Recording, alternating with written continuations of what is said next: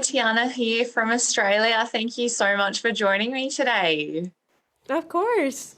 Thank you. It's brilliant to chat to you. I know 2021 has been a bit hit and miss for a lot of us, but there is so much excitement in your world right now, and in particular, the impending release of Dear Evan Hansen finally unveiling into the world.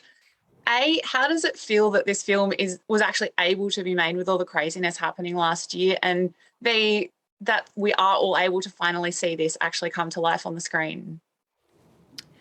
Yeah, the process of filming it was hard. It was pretty isolating.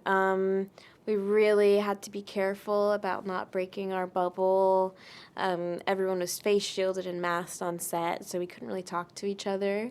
But I actually think, like, in some ways, all of those elements kind of contributed to us being able to delve deeper into, like, the emotional worlds of our characters.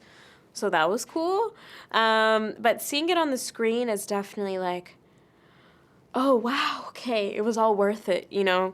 Because it was hard to tell what we were making because we were so kind of tunnel visioned with like our masks, like literally.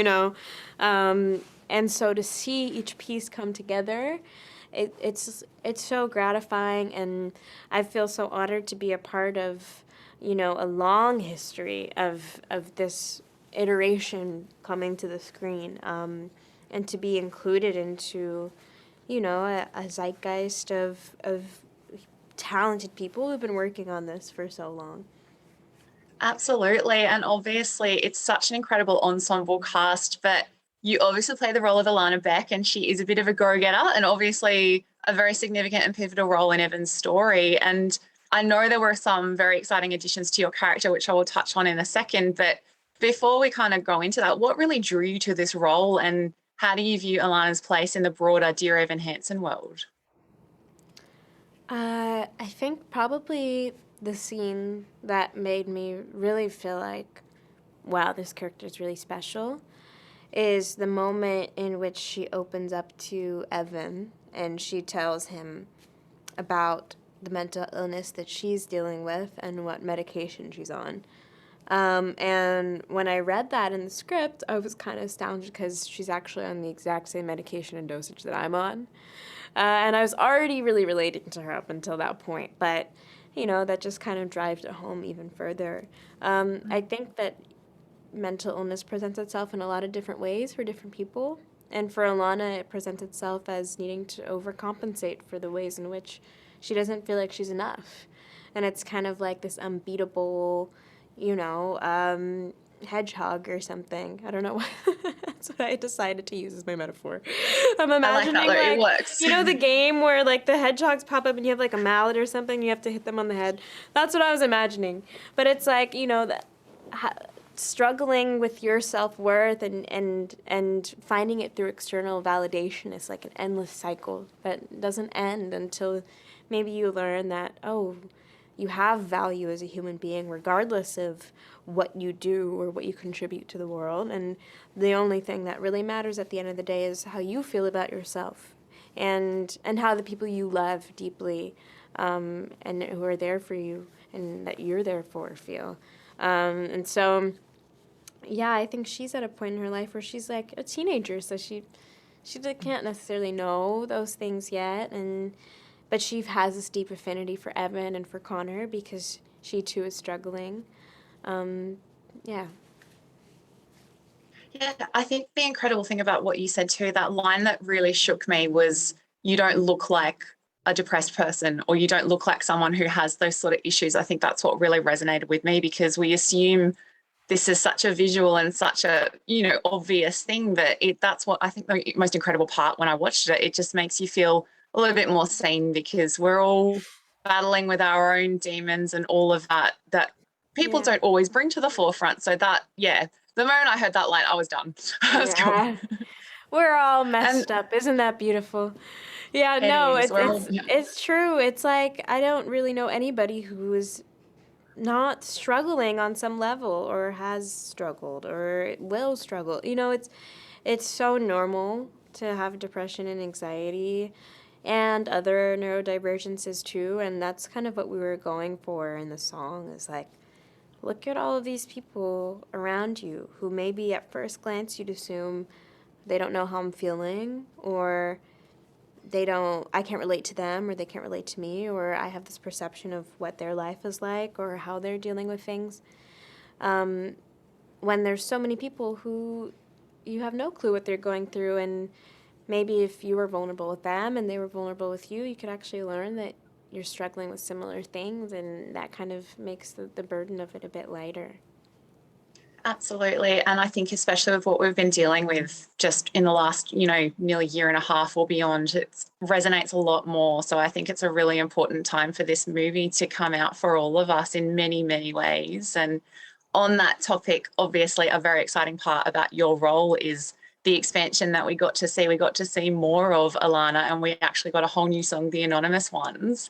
I know it's not the first time you've flexed your musical skills.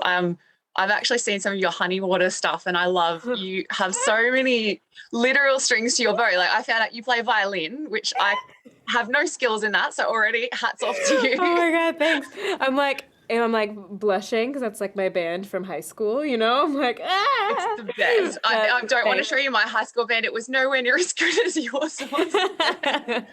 But with the song, like, how did that come to life? Like, how did you come to be able to collaborate on it and flesh out your character even more with this? Well, it was 100% because Stephen Levinson and Stephen Chbosky, and so that's our screenwriter and our director, and Benj Pasek and Justin Paul, our songwriters, came to me and were like, we want you to write the song with us. And I was like, huh? You guys have like Tonys and stuff. Like, you want me to write a song with you? And they were like, yeah, this is really important to the creation of the character. So I'm really grateful that they even like believed in me or saw potential in me as a collaborator.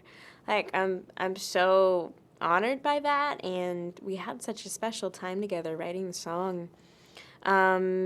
And yeah, exploring who Alana is through the song, who is someone that is figuring herself out, but like doesn't necessarily know how to see herself as a valuable person without external validation yet. And that's just another manifestation of like dealing with, depression and anxiety. Yeah, and I mean, it is such a significant moment, and such, obviously not just for your character but for the whole movie. Is this something you might potentially look into doing? You clearly have a knack for songwriting here. Is this something you might explore further as you move forward in your amazing career? Oh, thanks. It's really sweet. Yeah, totally. I'm working on an EP right now. I haven't really publicized that very much or given it a release date because I am still in the process of figuring out exactly how I want to do the thing. I have a lot of demos I've been working on for a long time, but it's exciting to just kind of explore my musical voice without there being any pressure put onto it. So I am definitely going to release music eventually. Amazing. Well, I guess the first little insight into what we may see next from you is going to come with Dear Evan Hansen. It's such a beautiful film. It made me laugh and cry, which I don't do often publicly. So thank you for gifting me that. But just an incredible film. You're an incredible human being, and can't wait to see it come to the screens, and can't wait to see your repeat potentially as well in the near future. Thanks. Appreciate it. Yeah.